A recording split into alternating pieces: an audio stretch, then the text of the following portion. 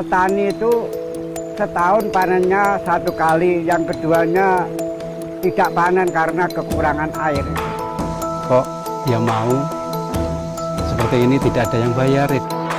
Biarpun tidak berprestasi, biarpun bodoh, biarpun naik kelas, tetap kita bantu asal tidak turun ke jalan. Ya ngumpulin teman-teman gitu Bu, ya, biar mau daripada di jalan, di rumah singgah, kita cari kegiatan di rumah singgah. Tokoh-tokoh inilah yang kita harapkan menjadi agen-agen perubahan.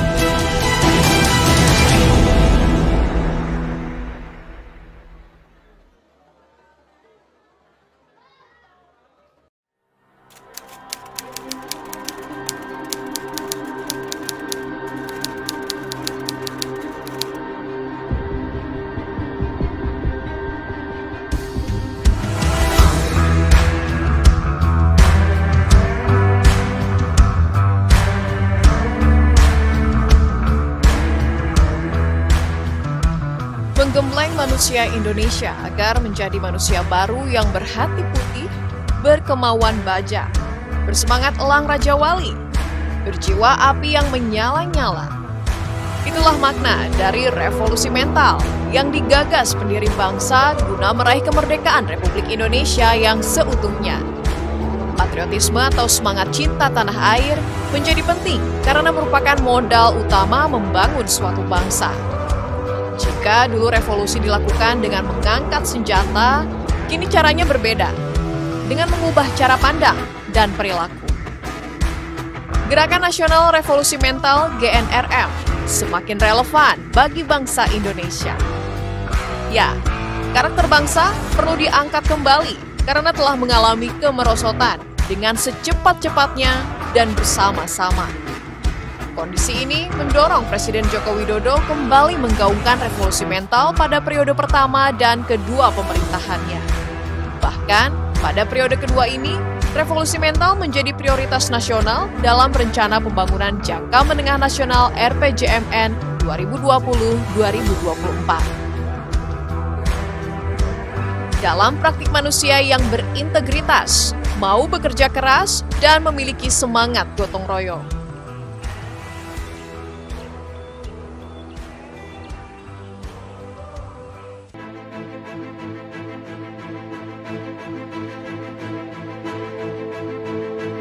Dilansir situs resmi Gerakan Nasional Revolusi Mental, ada 8 prinsip dasar pada revolusi mental.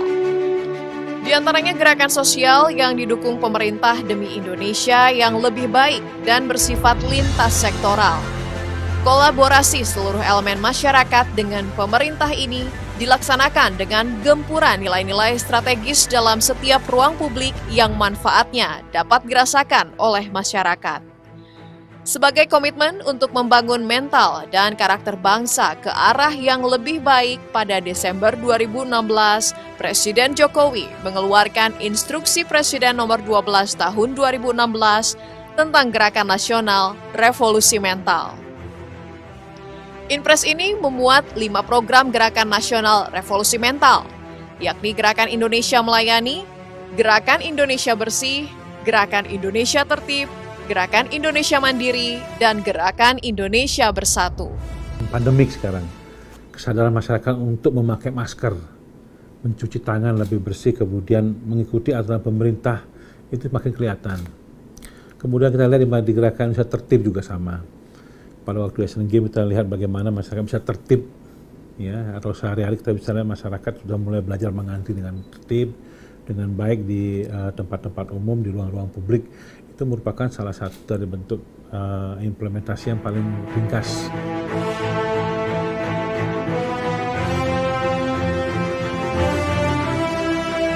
Pada tataran pemerintah, revolusi mental dimulai dari pelayanan publik yang lebih baik dan transparan, sistem pendidikan yang mencetak SDM unggul, sistem ekonomi yang berkeadilan, pembangunan infrastruktur yang berkesinambungan, hingga berbagai kalangan yang berinisiatif melibatkan para pemangku kepentingan secara bergotong royong. Gerakan Nasional Revolusi Mental sejatinya berorientasi pada dampak atau outcome dan bukan pada hasil atau output. GNRM telah melakukan pengukuran dan telah menghasilkan Indeks Capaian Revolusi Mental (ICRM) Pengukurannya dilakukan oleh Badan Pusat Statistik bekerja sama dengan Kementerian Koordinator Bidang Pembangunan Manusia dan Kebudayaan. Dengan capaian pada tahun 2018 rata-rata sebesar 67,01. Adapun target capaian revolusi mental pada tahun 2024 adalah 74,3.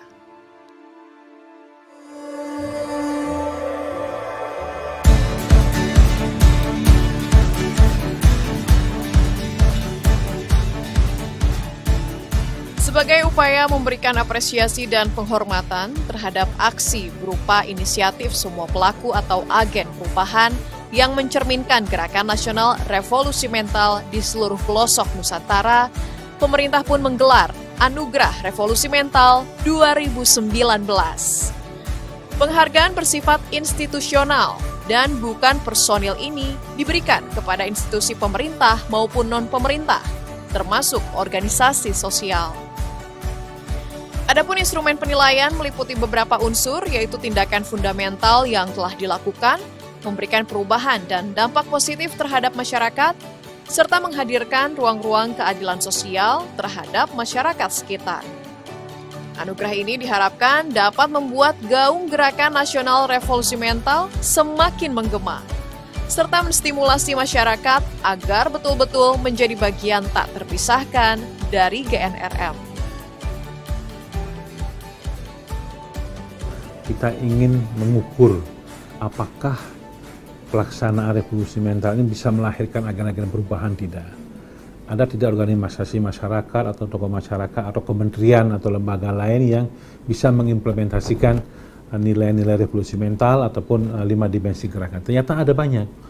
Ada tokoh-tokoh yang bergerak di bidang kemanusiaan, di bidang lingkungan, di bidang ekonomi kerakyatan, kemudian di bidang pemerintahan, di good governance.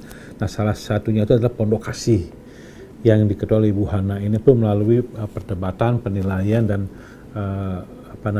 pencermatan yang luar biasa dari tim. Kemudian kita melihat Pondok Kasih itu tidak hanya bergerak di level domestik, tapi juga bergerak di bidang nasional. Pemerintah berharap semua penerima Anugerah Revolusi Mental 2019 dapat menjadi pantauan bagi institusi lain sehingga efek masifnya dapat mempercepat pembangunan manusia demi Indonesia yang maju, mandiri, berdaulat, berkepribadian, serta berasaskan gotong royong.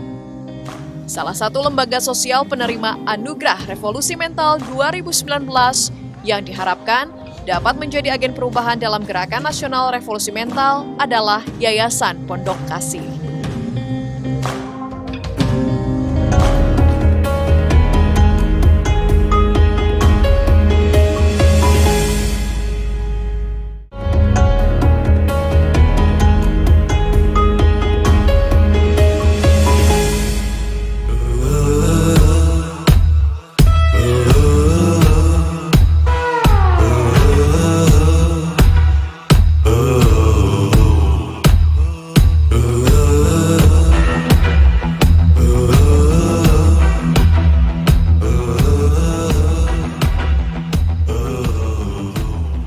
Tanah air.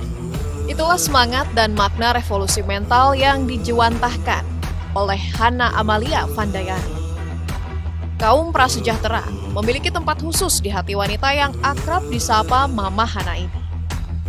Yayasan Pondok Kasih yang didirikan Mama Hana pada tahun 1991 memulai pelayanannya dengan memberikan makanan, pakaian, dan tempat tinggal bagi seorang pengemis tua. Setelah itu, yayasan yang berkantor pusat di Surabaya ini mulai menyediakan rumah bagi orang-orang yang tertolak, bayi-bayi dan anak-anak yang tidak diharapkan, serta wanita lanjut usia atau wanula yang terlantar. Tak hanya berusaha memenuhi kebutuhan materi mereka, tetapi juga memberikan pembinaan moral dan spiritual kepada mereka. Kita hidup itu hanya satu kali. Only one life to live. Dan hidup kami yang satu kali itu, saya ingin hanya menyenangkan Tuhan dan untuk mengasihi sesama. That's all my goal. Saya mau satu ketika kalau saya menghadap Tuhan, saya bisa bertanggungjawabkan semua yang Tuhan kasih saya di atas dunia ini. Saya katakan, Tuhan, Engkau percayakan saya. Saat ini, saya walaupun dari waktu saya kecil itu hidup saya sangat kekurangan. Tapi saya tahu dari kekurangan saya itu, dari integritas saya walaupun saya miskin, tapi saya tetap menjaga. Sebab saya bersyukur orang tua saya miskin, tapi orang tua saya menjaga kejujuran dan ketulusan.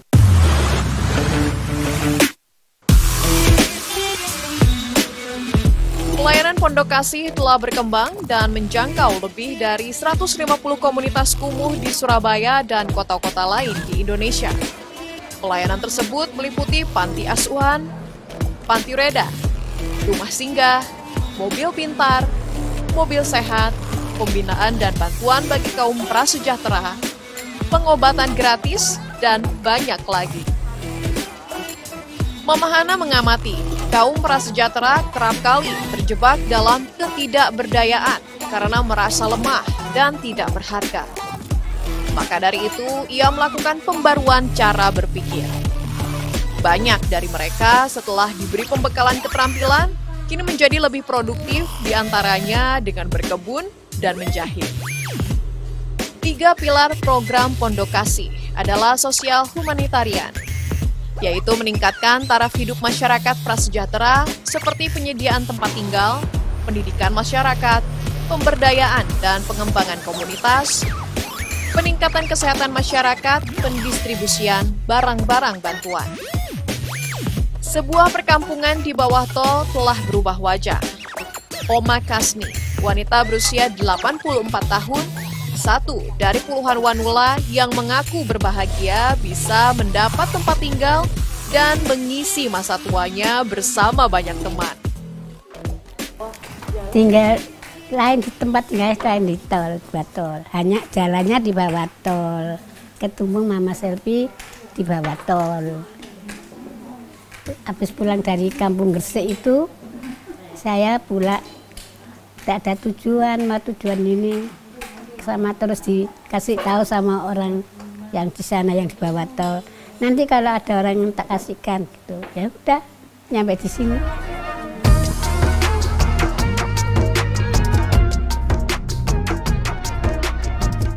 Kedua adalah pilar relasional, yaitu membangun hubungan yang baik demi menjalin persatuan dan memajukan bangsa. Seperti program antar denominasi, lintas agama, dan lintas instansi. Dialog lintas agama dan kawin massal adalah sebagian aksi YPK. Adapun secara singkat, saat itu kami ketemu Mama Hana di segmen sosial. Kemudian kita lanjutkan, ada beberapa agenda-agenda untuk kemasyarakatan, keumatan, yang intinya satu, menuju menegakkan NKRI tetap utuh, Bhinneka Tunggal Ika tercapai. Itu harus kita kita ciptakan hidup damai dan rukun. Damai dan rukun itu antara lain saya mulai dengan kerjasama Pondok Kasih yang ada di Surabaya. Ya syukur, puji Tuhan, Pondok Kasih selalu keliling ke pondok pesantren, ke kiai-kiai untuk menjalin ukhuwah. Ukhuwah itu kebersamaan. Tidak mandang itu agama, ras, suku. Dan itu pun ajaran Islam seperti itu. Bekerja erat dengan kaum prasejahtera, Pondok Kasih menyadari bahwa mereka tidak hanya membutuhkan makanan, pakaian, dan tempat tinggal, tetapi juga identitas nasional dan hak-hak sipil. Maka Pondok Kasih mulai mengatur pernikahan massal tanpa memandang status, ras, dan agama. 5.000 lebih pasangan kemudian memperoleh KTP dan akte nikah. Begitu juga anak-anak mereka menerima KTP dan akte kelahiran. Pilar ketiga adalah moral spiritual, yaitu pembinaan terhadap anak-anak, remaja dan pemuda jalanan, pelayanan di lembaga pemasyarakatan dan masyarakat kelas bawah. Seperti pengakuan Julius, mantan anak jalanan yang telah dapat menyelesaikan kejar paket C dan mendapat ijazah setara SMA-nya. Kini, ia bercita-cita merangkul anak jalanan lain agar dapat berguna bagi masyarakat sekitar. Nah, masuk itu akhirnya pelayanan di dalam di DLP.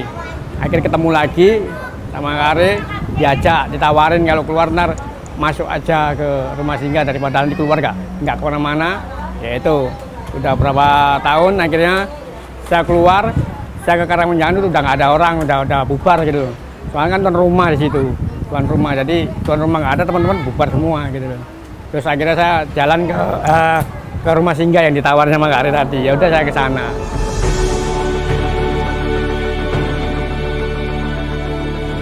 Indonesia dianugerahi keberagaman yang luar biasa. Suku, budaya, bahasa, ras, hingga kepercayaan. Meskipun berbineka, Indonesia tetap tunggal atau satu. Begitu juga Pancasila. Tak hanya sebagai dasar negara, tapi juga alat pemersatu bangsa. Keunikan dan kekuatan inilah yang selalu disyukuri Mama Hana. Saya itu sangat bangga loh, kita itu harusnya bangga punya Pancasila. Sebab saya sempat bawa Pancasila sampai ke PBB. Saya pernah diundang ke Jeneva, harusnya saya diundang lagi ke Jeneva ini saat ini. Dan jadi saya bicara dan saya katakan orang harus belajar dari Indonesia tentang bagaimana hidup bersama dengan berbagai agama, berbagai etnis. Itu ada di Indonesia, karena kita punya satu dasar yaitu Pancasila. Tak jauh dari Surabaya, di perbatasan Jawa Timur dengan Jawa Tengah, terdapat agen revolusi mental lainnya. Dalam senyap, seorang pahlawan lingkungan mengabdikan diri untuk menghijaukan dan memulihkan ekosistem berhektar-hektar lahan di kaki Gunung Lawu.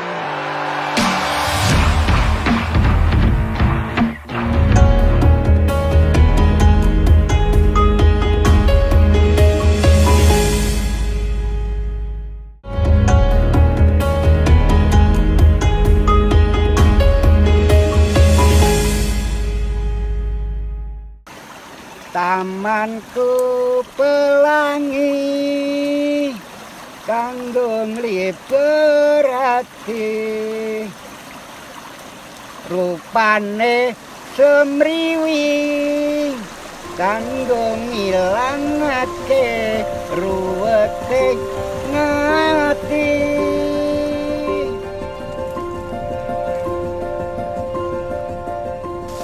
Bersedia berkorban demi kemakmuran tanah airnya adalah juga Jewantah dari revolusi mental. Adalah Sadiman, lelaki 69 tahun yang istimewa, namun sempat dikira tak berakal sehat karena lebih banyak menghijaukan hutan ketimbang bekerja di kebun sendiri. Ketika petani lain menanam tanaman pangan, Mbah Sadiman, panggilan akrabnya, justru menanam beringin.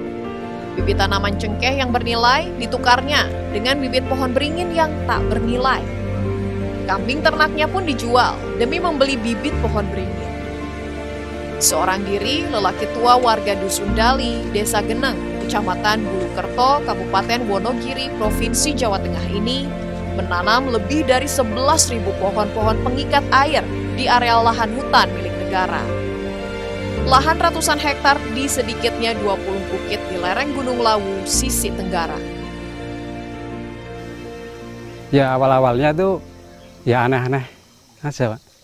Aneh itu. Kok ya mau seperti ini, tidak ada yang bayar, tidak ada yang merhatikan, tapi dia tuh nekat cari bibit-bibit itu.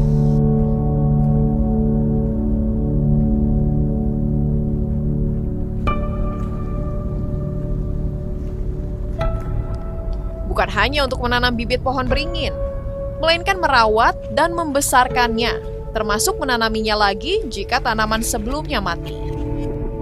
Bibit tanaman didapat Mbah Sadiman dari patahan ranting pohon maupun hasil cangkok. Hal ini dilakukannya selama 24 tahun terakhir bukan tanpa alasan.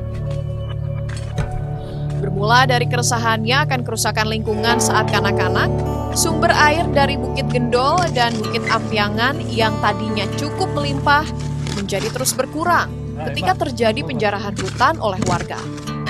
Puncaknya terjadilah kebakaran dan kekeringan. Coba dulu lah gunung ini kebakaran sampai habis-habisan, Mbak. Sehabis kebakaran itu kekeringan, jadi kekeringan, Mbak. Air tinggal sedikit itu loh. Terus apa itu pertanian banyak yang tidak panen gitu. Himbauannya banyak orang yang kelaparan karena kurang gizi itu. Terjadinya awalnya itu 63, 64 itu Mbak. Bertahun-tahun dulu 4 kali atau 5 kali peceklik gitu loh Mbak. Pemerintah menghijaukan kembali kedua bukit tersebut dengan membuat hutan produktif di bawah pengawasan perhutani, tetapi ternyata pinus tidak banyak membantu mengikat air alam. Mbah Sadiman pun menanam 19 bibit beringin sebagai permulaan. Beringin dipilihnya karena tanaman ini dapat menyimpan air. Sementara daerah lereng sengaja dipilih untuk mencegah erosi dan memudahkan air mengalir ke perkampungan.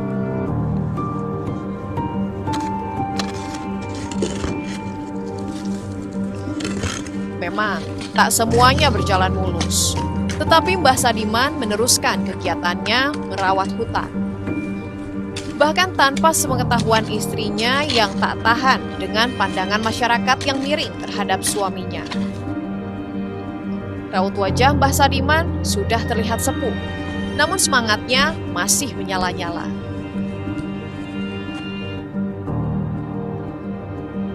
Naik turun gunung sambil memikul beban, dilakoninya sambil menembang. Gunung Gundul centang juri ringin.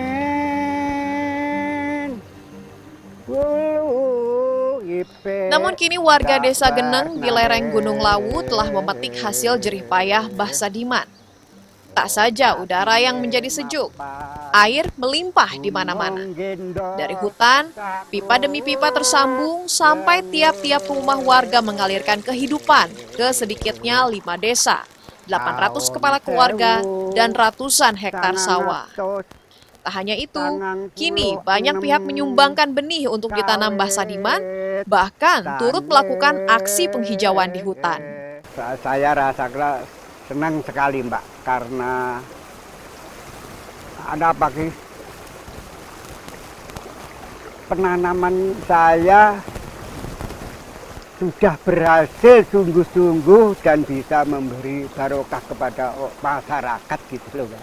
Mudah-mudahan anak-anak muda bisa meneruskan perjuangan saya, daerah bisa subur makmur, tidak ada kejadian peceklik besar-besaran seperti zaman dahulu gitu.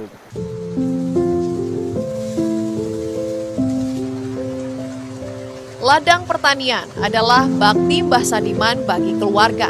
Sementara menanam pohon di hutan adalah baktinya untuk lingkungan dan masyarakat sekitar. Nah, itulah yang kami harapkan.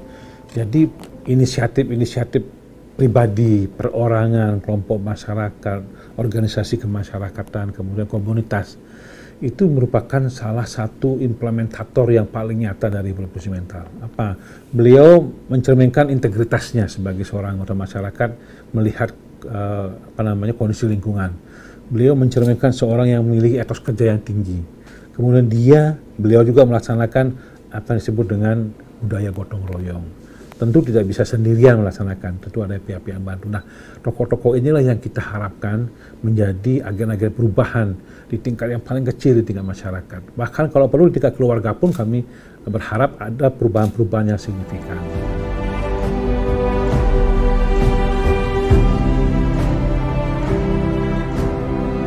Dedikasi pada lingkungan mengantarkan Mbah Sadiman menerima berbagai penghargaan di bidang lingkungan hidup dari pemerintah.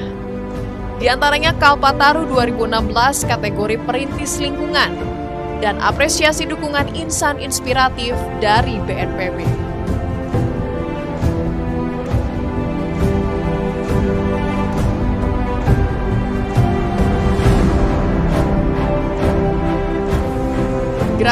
Nasional Revolusi Mental adalah sebuah gerakan yang harus terus digalakan sehingga dapat berjalan berkelanjutan dan memberikan efek perubahan ke arah yang lebih baik. Karena karakter bangsa yang tertanam kuat dapat memajukan negara dengan pesat. Kekuatan karakter dengan mental positif tampak dalam hal sesederhana budi pekerti, kedisiplinan, dan sikap positif lainnya. Implementasi Gerakan Nasional Revolusi Mental bukan hanya tanggung jawab pemerintah, melainkan seluruh komponen bangsa. Bahkan penanaman nilai-nilai revolusi mental seperti integritas, etos kerja, dan gotong royong harus dimulai dari diri sendiri.